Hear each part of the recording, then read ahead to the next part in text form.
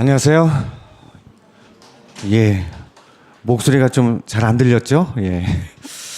자, 반갑습니다. 많이들 참석하셨네요. 예. 오늘 설명회인데, 2차 설명회 하면 항상 서두에 이런 말씀을 하나 드리고 시작합니다. 너무나 뻔한 얘기 같지만, 화살은 이미 쏘아졌죠. 여러분들이 이제 통제할 수 있는 방향으로는 벗어났습니다. 그러니까 너무 걱정하지 마시고요.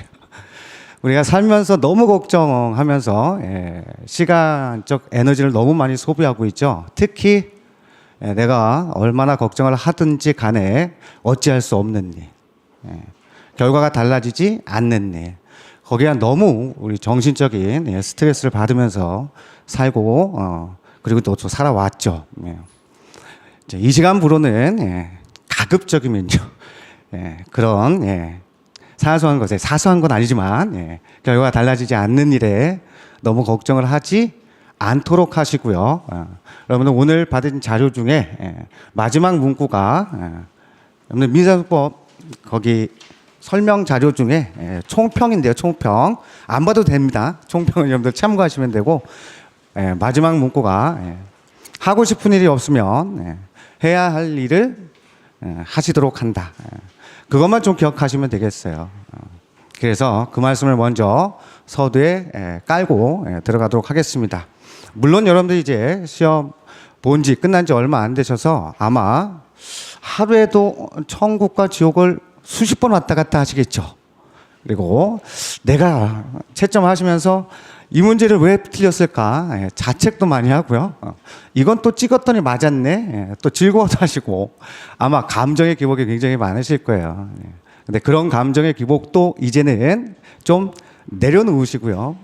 앞으로 해야 할 일이 뭔지 아시겠죠? 그 지혜로운 선택을 좀 하시기를 미리 당부 말씀드리면서 이제 본격적인 이제 2차 설명을 좀 하도록 하겠습니다. 오늘 설명회 자료 또 받으신 거 있죠? 오늘 설명회 자료. 제 자료가 지금 입문방 강의 계획서 받으셨겠고요. 요 강의 계획서는 그야말로 참고인데, 그 강의 계획서와 관련해서 그거 하나만 말씀드리죠. 교재가 핵심 암기 자료입니다. 작년까지는 여러분들 입문방 강의도 교재 출간을 해서 교재로 했는데, 그게 여러분들 입문반이 지금 우리가 민사소송법이 예를 들어서 7회입니다. 7회. 7회 동안 민사소송법을 한다는 것 자체가 좀, 그리고 또 처음 하시는 분들이 일단 대상입니다. 처음 하시는 분들이 일단 대상인데, 그런 분들을 위해서 지금 7회 동안 민사소송법을 처음부터 끝까지 다 훑는다. 아무래도 불가능한 것 같아요. 그러니까 불가능한 일에 우리 또 걱정하지 말고요. 그래서 가능한 일을 좀 목표로 해서 좀 정했습니다. 그래서 물론 이제 교재는 9월달 추석 지나고는 아마 출간이 될 거예요. 근데 우리 이제 입문반은 교재로 우리 시작을 하지 않고 자료로 여러분들이 그때그때 받으실 텐데, 그 자료의 샘플이 여러분들 설명회 자료 있죠? 그 샘플이 거기 뒤쪽에 쭉 보시면 3페이지에 핵심 암기사항 이렇게 나오죠. 이게 그 자료 일부 첫 몇 페이지의 샘플입니다. 알겠죠? 또 혹시 어떤 자료일까 이렇게 또 궁금해 하시는 분들 또 계실 수 있기 때문에 미리 좀 샘플 자료를 갖고 여러분들한테 제시를 하니까 이런 자료를 갖고 여러분들 이제 입문방 강의 때 쭉 진행이 되는구나 이렇게 좀 하나 그 정도만 좀 생각을 하시면 되겠고요. 자, 이제 본격적으로 좀 2차 설명을 좀 하도록 하겠습니다. 2차 설명 이렇게 하죠. 여기서부터요. 빨리 끝내면 좋은데 또 말이 길어질 수 있습니다. 조금만 참으시고요.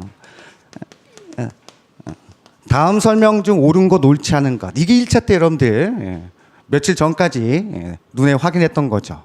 생각해 보십니다. 1번 지문이 이렇게 나왔어요. 1번 지문이 매매계약이다라고 하는 것에 계약이 성립하기 위해선 본질적 사항에 대한 합치가 있어야 된다. 그 매매계약의 본질적 사항 중 하나는 그 객체에 대한 것이다. 예를 들어서 토지, 아시겠죠? 토지. 이거 OX 여러분들 딱 지문 보자마자 결정하시잖아요. 두 번째. 근데 이 토지에 대해서 당사자 의사 합치가 있는지 불분명해요. 그렇죠?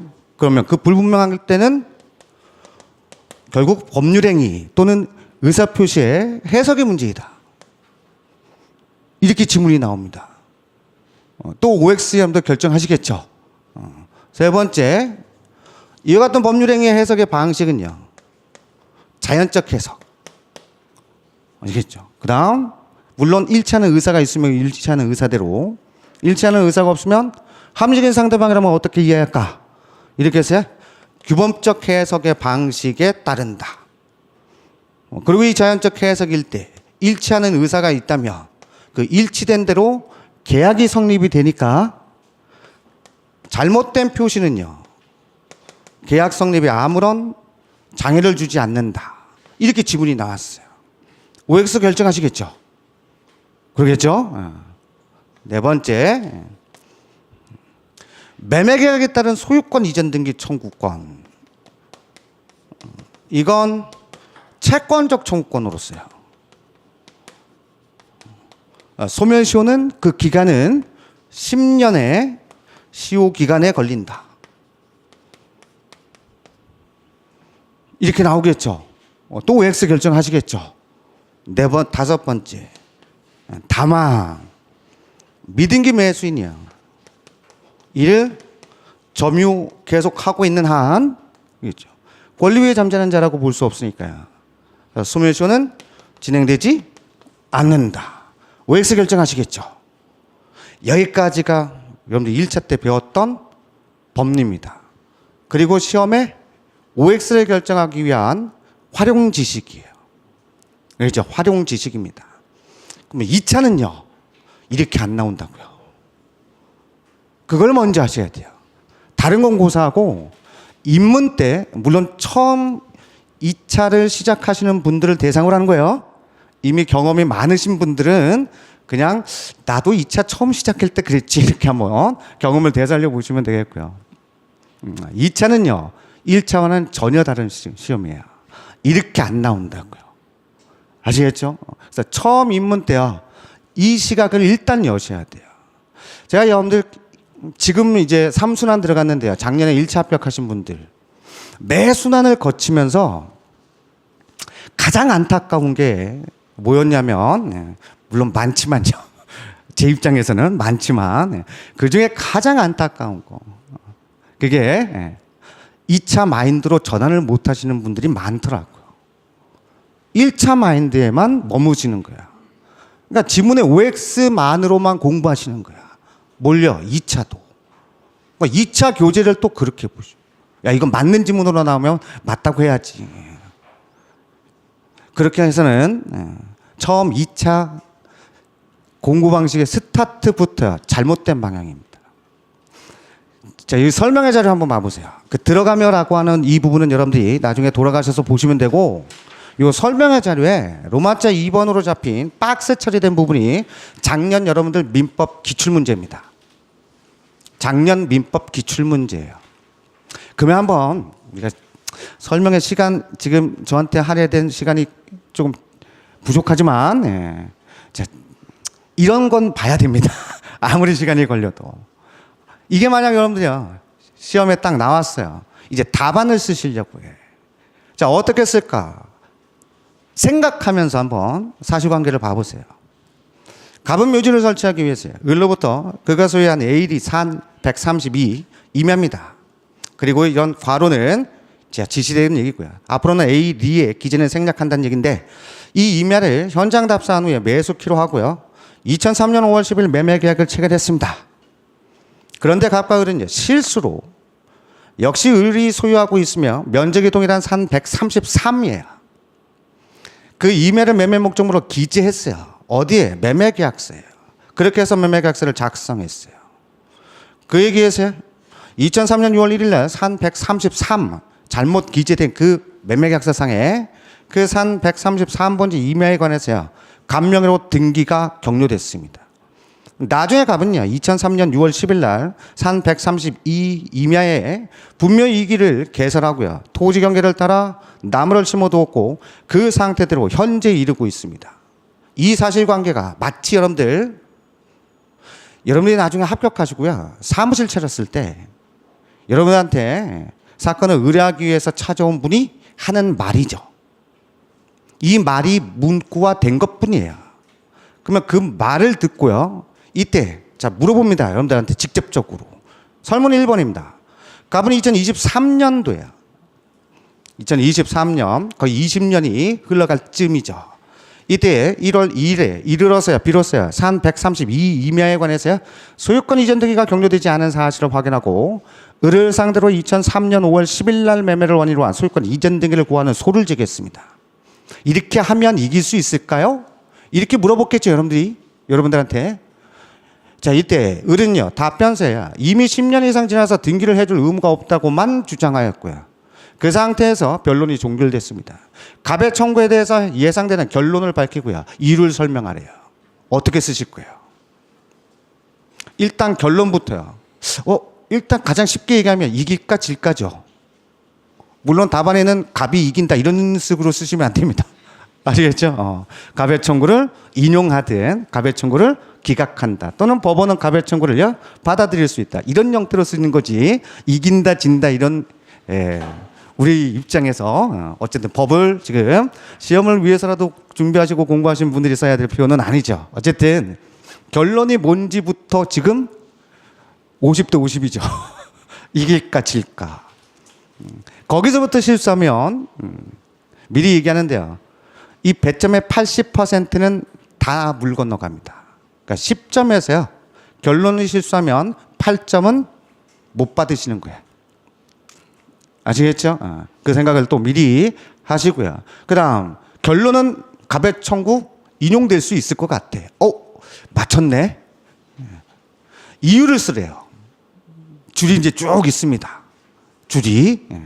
답안지는 여러분들 미리 한번 보신 적도 있죠? 그런 것도 이제 2차를 하시려면 보셔야 돼요. 못 보시고 어쨌든 지금 설명의 시간이니까 참고로 다음 페이지 보시면요. 답안의 한 면만 띄워놨습니다. 이렇게 줄친 답안이 이제 여러분들이 실제 답안에는 여러분들 글로 쓰셔야 돼요. 제가 지금 글로 남긴 이 부분도요. 없어요. 그러니까 답안은 오로지 백지입니다. 아시겠죠? 그 백지를 이제 채워놓으셔야 돼요. 그러면 일단 결론은 뭐라도 어쨌든 이기든 지든 쓰실 거야. 근데 이유를 써야 돼. 어떻게 쓰실 거예요? 자, 생각해 보시는 거야. 지금 단 몇 초라도 내가 만약 이 문제를 실제 시험장에 쓴다면 어떻게 이유를 쓸까? 한번 생각해 보신다면. 그러면 그 중에는 이제 생각이 좀 이런 거지 뭐 이렇게 어슴푸레는 아마 조금 생각이 되시는 분도 있겠지만 또 누구는요 머리가 새하얘지죠. 어떻게 시작했어요? 어떻게 문장을 끝낼까? 머리가 새하얘질 거예요. 아시겠죠? 그런 분들이 대다수일 겁니다. 그럼 2차 마인드라는 건 뭐냐면요. 이런 지문으로 여러분들이 OX를 결정할 수 있는 이 판례 1차 때 무수히 많이 봤죠. 아시겠죠? 그렇게 나와서 OX 제시해라 이렇게 2차가 나오면 좋잖아요. 근데 안 나오는 거야. 눈으로는 알고 있는데 눈으로 보면 알아. 근데 이 문구를요 머릿속에 띄우고요 나의 글로서 문장이 만들어지기는요 다른 차원의 문제예요. 아시겠죠? 다른 차원의 문제입니다. 이게 2차라고요. 그러니까 1차 마인드를 누구보다도 빨리 버리셔야 돼요. 아시겠죠? 그게 첫 번째인 거예요. 그게 첫 번째. 그러면 2차는 어디서부터 시작하냐면 이거 철저히 기억하세요. 지금 짧은 시간이지만 앞으로 여러분들 해야 되는 얘기니까요. 나타난 사실관계. 지금 여러분들이 본 이 설문의 얘기들이 사실관계라고 얘기합니다. 또는 여러분들이 어쨌든 판단을 하기 위한 사실 자료다 이렇게 얘기도 해요.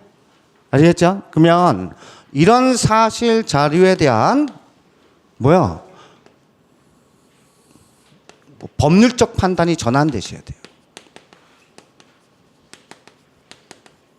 그리고 1차 때 보셨던 이 지문이요. 이 지문의 내용이 이 판단 전환된 데대로 바대로 내용으로 기술이 되셔야 돼요. 그러니까 이 문장들은요. 핵심은 여러분들 머릿속에 완전히 숙지가 되셔야 돼요. 아시겠죠? 그런 거지 눈으로 보면 알아야. 근데 쓸 수 없다? 2차 때는 모르는 겁니다. 다시 말씀드려요. 눈으로 보면 아는다. 아는 게 아니라고요. 2차 때는. 쓸 수 없다면 모르는 거예요. 아시겠죠? 이게 첫 번째인 거예요. 그러면 어떻게 법률적 판단으로 전환될까? 이 전환이 안 되면요. 써야 될 내용이 없는 거야. 아시겠죠? 이 전환이 안 되면 써야 될 내용이 없는 거예요. 그러니까 뭘 써야 되지 그거조차 모르신다고요. 다시 한번 보세요. 첫째 줄에 갑은 묘지를 설치하기 위해서 을로부터 그가 소유한 A일이 산 132임야 이걸 현장 답사한 후에 매수키로 하고 2003년 5월 10일 날 매매 계약을 체결했습니다. 거기까지의 자료가 그 세 번째 줄까지의 내용이 어떤 형태야?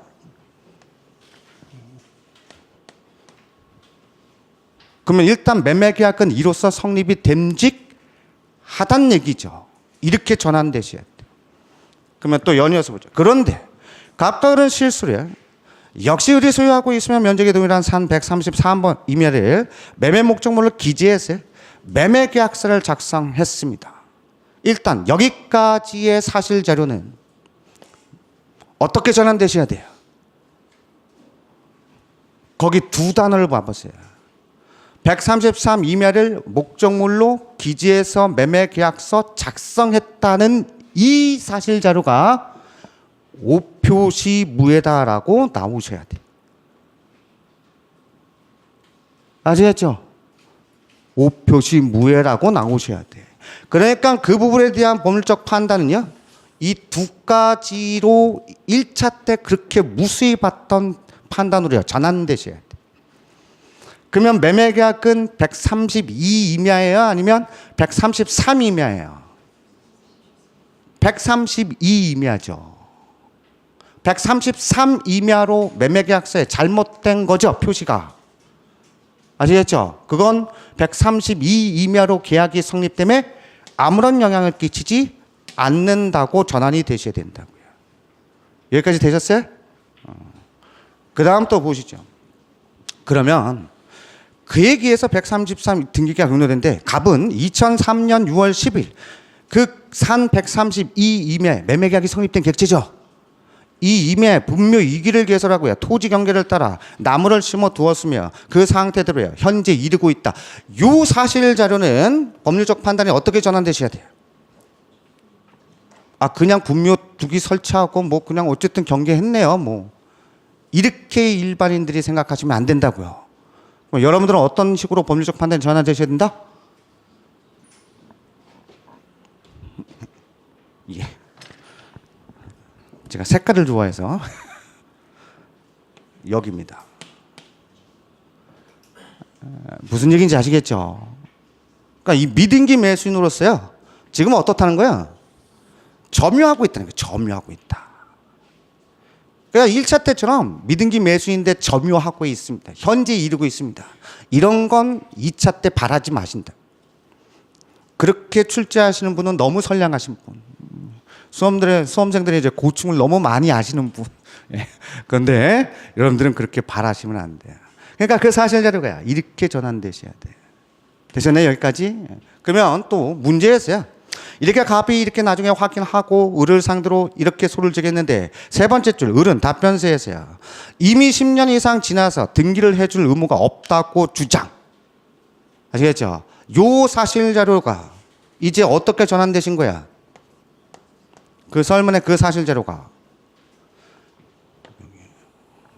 요 얘기구나. 되셨나요? 그러니까 결과적으로 소멸시효 완성의 주장이야. 타당한가 여부의 문제죠. 되셨죠? 그렇게 법률적 판단이 전환되시. 일단 이렇게 전환되셔야 뭘 써야 되는지 아실 테죠. 근데 2차는 거기서 머물지 않습니다. 이제 뭘 써야 되는지는 알아. 아시겠죠? 근데 이걸 막 뒤섞어버려요. 1번 썼다가 4번 썼다가 3번 썼다가 5번 썼다가 다시 2번으로 올라갔습니다. 예. 그렇게 쓰시면 누가 그렇게 써서 왔다고 생각해 보세요. 그러면 여러분들 스스로도요, 아직 2차 답안을 쓴 경험이 없다 하더라도요, 뭘 얘기하고 싶은 거야, 너? 이렇게 나오는 거예요. 상담하러 왔는데요, 여러분들이 합격해서 이건데요, 이렇습니다. 그런데 말이죠, 또 이래요. 그러면 여러분들한테 사건을 의뢰하지 않겠죠. 그러면 어떻게 써야 되는 거야? 논리적 순서에 맞춰서야, 논증 체계에 따라 자연스럽게 흘러가는 대로요, 설득력을 발휘해 주셔야 돼. 그 예가 다음 페이지야. 기준을 잡아드린 거야, 기준을. 그러니까 로마서 1번에요, 설문 1에 관하여 결론. 그 결론 다음 줄에 이 사건은 청구 인용입니다. 왜? 소멸시효 완성이 됐다는 주장은 이유 있어요, 없어요? 이유 없죠? 이렇긴 하지만 네 얘기 따라 하지만 이러니까. 아시겠죠? 이유 없는 거잖아요. 그러나 갑 측의 주장은요, 이로써 이유 있는 거죠. 무슨 얘기인지 아시겠죠? 그래서 결론 그 다음 줄에 예를 들어 갑의 청구 인용될 수 있다, 이런 식으로 쓰고요. 2번 목차가야 이유 근거 논건데, 다시 설문 봐보세요. 이것도 처음에 길을 잘 들으셔야 돼요. 설문 1번 바로 윗줄에요, 이상의 사실관계를 전제로 각 설문에 대해서 답하시오 그러면서 설문 1번 맨 마지막 줄에요, 결론을 밝히고 이유를 설명하시오 이렇게 나오죠. 이유를 설명하라면 이유라는 목차로 다루시는 거예요. 되셨나요? 근거라고 한다면 근거로 잡으시는 거고요. 논거로 잡으십니다. 근데 이 부분에 대해서 아무런 이유인지 근거인지 논건지에 대한 명시적인 출제자의 지시어가 없습니다. 그럴 땐 어느 걸 선택해도 상관없어요. 이유든 근거든. 되셨죠?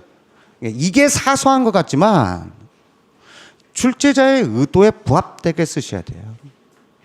출제자가 요구하는 대로 쓰는 게 일단 첫 번째 수험생의 덕목입니다. 그거 하나 또 말씀을 드립니다. 그러면 또 그래서 거기 양괄호 1번 번호 달린 것 좀 참고하세요. 이것도 기준이에요. 나중에 그 번호의 순서는 달리 형성할 수 있습니다. 아시겠죠? 일단 뭐 기준은 알아야 돼요. 표준은 알아야 이걸 변형을 하든 응용을 하실 수 있을 거잖아요. 그러니까 이건 표준이고요. 나중에 이제 좀 숙달이 되면 또 여러분들 스스로 달리 형성할 수 있겠지만, 어쨌든 양괄호 1번에 이런 목차의 내용이 있고요. 양괄호 2번에 소멸시효 완성 여부의 목차에 대한 동그라미 1번의 내용, 동그라미 2번의 내용, 이런 등이 있는 거예요. 그러면 양괄호 1번 목차의 내용에 동그라미 1번, 동그라미 2번, 동그라미 3번의 내용이 기준되시면 되죠. 양괄호 2번 목차에서는요, 동그라미 1번, 동그라미 2번 이 내용이 기술되셔야 되겠죠. 무슨 얘기인지 아시겠죠? 근데 이 내용을 어떻게 기술하신 거야? 제가 지금 판서로 얘기한 건 다 쓰면 여러분들 너무 시간이 많이 걸리니까 이렇게 쓴 거고, 실제 답안에요, 이런 식으로 쓰시면 돼, 안 돼? 이렇게 서브노트식 나만 볼 수 있는 형태의 얘기로요, 이래서는 안 되는 거예요. 아시겠네? 느낌표, 와, 혼자 느끼는 거예요. 아니 뭐 출제자 또는 채점자한테 느껴보라, 뭐 그런 표현, 그런 특수교 같은 것도 쓰시면 안 됩니다. 그냥 결론을 얘기하면 또 하나 단순한 기준을 좀 제시해 드리는데, 답안은요 판결문 쓰듯이 쓰는 거예요. 그럼 판결문이 어떤가라고 하는 걸 여러분들이 오늘 돌아가셔서 보신 분도 계시겠지만, 안 보신 분은 대법원 종합법률 사이트를 가시든, 아시겠죠? 그냥 임의적으로 판결문 하나 한번 봐보세요. 판결문 봐보시면 거기에 여러분들 예를 들어서 상고 1점에 대하여 이게 이제 상고 이유 중 올라온 이유에 거기에 대해서 내가 판단해 보겠다 뭐 이런 형태인데 그 하나하나도 목차입니다. 뭘 말씀드리냐면 이렇게 생각하시는 분도 또 계세요. 어디서 예를 들어 20년 전에 얘기했던 방식 그걸 아직도 고수하는 분도 계시는데 예를 들어서 여러분들 10점, 5점 이상의 문제예요. 배점이 지금 앞에 보시면 이 설문 1번이 10점이죠. 어떤 설문은 5점으로도 나올 수 있고요.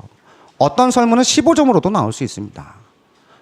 또 이 10점은 보통의 이것도 표준인데 쟁점 하나당 5점이다 생각하시면 돼요.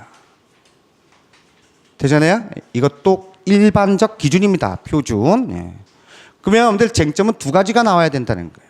일반적으로는요. 그러면 그 쟁점 하나하나를요. 목차화할 수 있어야 돼요. 5점이면 목차는 결론 이유만 나오시면 돼요. 그 내용으로 양괄호 1번 이전 좀 세부적인 목차로 안 들어가셔도 됩니다. 그러나 5점 이상이면 일반적으로 목차가 나오셔야 돼요. 좀 전에 얘기했어요. 판결문. 목차 없어요?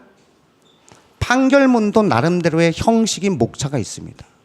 그러니까 수필 쓰듯이 쓰지 않으셔야 돼요. 아시겠죠? 그냥 처음부터 이유, 양괄호 1번 이런 것도 없어. 그냥 처음부터 막 1번 내용, 2번 내용, 3번 내용 막 이러다가 보면 저 뒤에 가니까 10번이에요. 이런 수필식은 없다고요. 여러분들 법학서는 여러분들 어느 교재든 그냥 아무거나 임의적으로 서점에 가세요. 들춰보세요. 목차 없는 법학서는 없습니다. 이 목차가 뭐냐면 논증력을 보여주는 거야. 논증력. 즉 논리학이잖아요. 우리가 법학은. 내 논리가 어떻다는 걸 목차로 간소화시켜서요. 마치 사람 볼 때 여러분들 얼굴 보듯이 아시겠죠? 그렇게 보여주는 거예요. 그러니까 형식 없는 법학이란 건 없어요. 달리 얘기한다면 논리 없는 법학은요. 그건 법학이 아닙니다. 아시겠죠?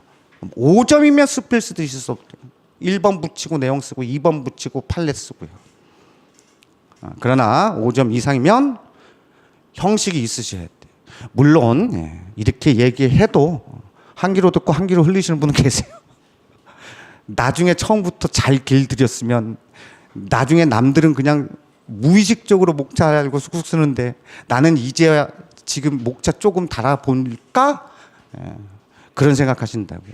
그러니까 지금 이 시간에 제가 말씀드리는 이 사항을 최대한 그것만이라도 여러분들 좀 마음속에 갖고 돌아가시기를 바랍니다. 그래야 여러분들 이제 내일서부터 우리가 입문반 시작하는데요.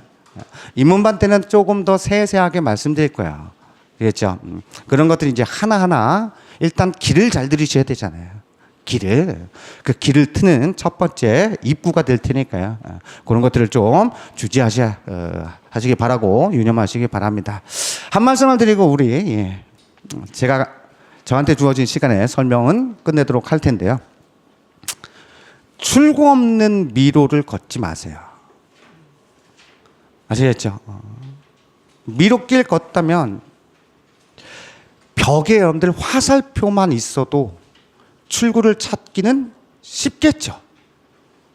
그 화살표의 역할을 하는 걸 여러분들 스스로요 커트하시면 안 돼요. 더 쉽게 출구를 찾을 수 있는데 우리가 전문용어로 똥꼬집이라고 하죠. 나 이렇게 하면 됐던데 특히 1차 때 아니라고요. 2차 때는 더더욱 아닙니다. 그러니 그 출구를 찾을 수 있는 지표가 되는 걸 그 지표가 뭘까 이걸 좀 생각하셨어요. 그렇죠? 여러분들의 2차 합격을 위한 공부 방향으로 삼으시기 바랍니다.